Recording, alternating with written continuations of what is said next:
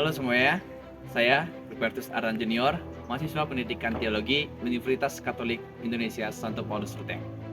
Hari ini kita akan merefleksikan tentang SDG, Social Development Goals, tentang kemiskinan dan nilai Pancasila.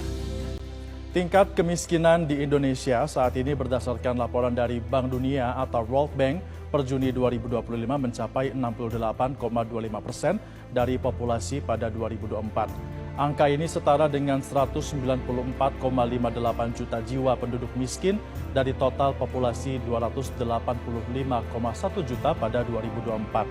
Angka itu mengalami peningkatan dibandingkan dengan tingkat kemiskinan 2024 yang tercantum berdasarkan laporan Macro Poverty Outlook pada 2025 di April 2025, yakni hanya 60,3% atau 171,9 juta penduduk miskin.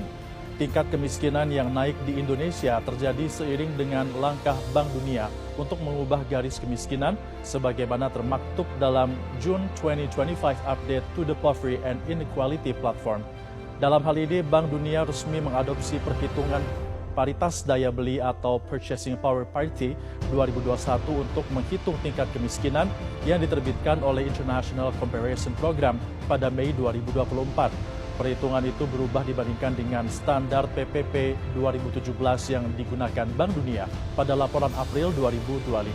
Purchasing Power Parity merupakan ukuran relatif mata uang yang membandingkan harga pembelian sejumlah barang dan juga jasa tetap di berbagai negara.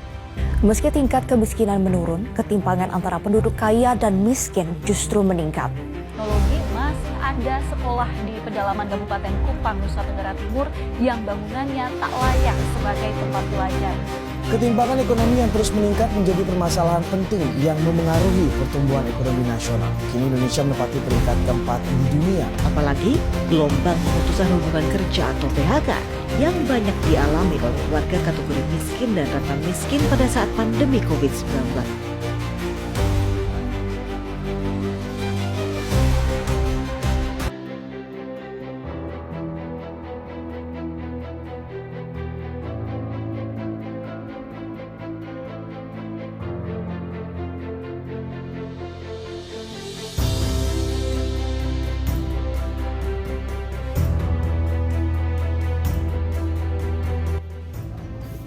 Meskipun angka kemiskinan di Indonesia menurun, 23 juta jiwa masih berjuang di bawah garis kemiskinan. Saya sebagai calon pendidik agama melihat ini sebagai sebuah panggilan untuk memulihkan martabat manusia.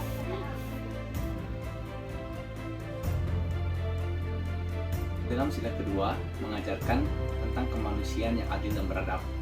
Dalam teologi, ini adalah preferential option of the poor, di mana kita dipanggil untuk berpihak kepada mereka yang paling lemah.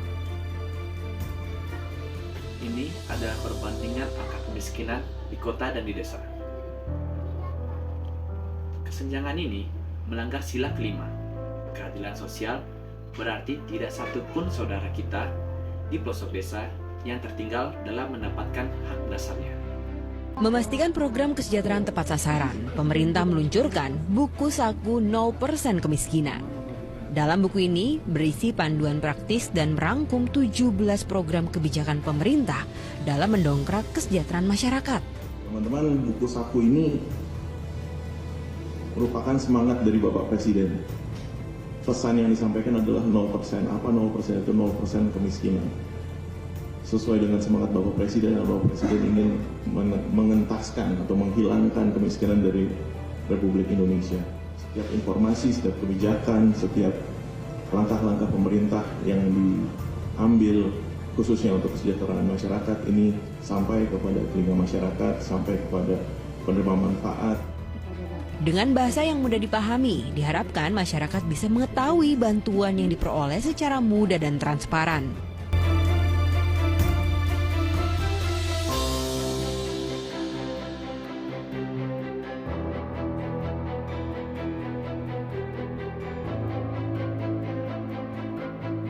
Iman tanpa perbuatan adalah mati.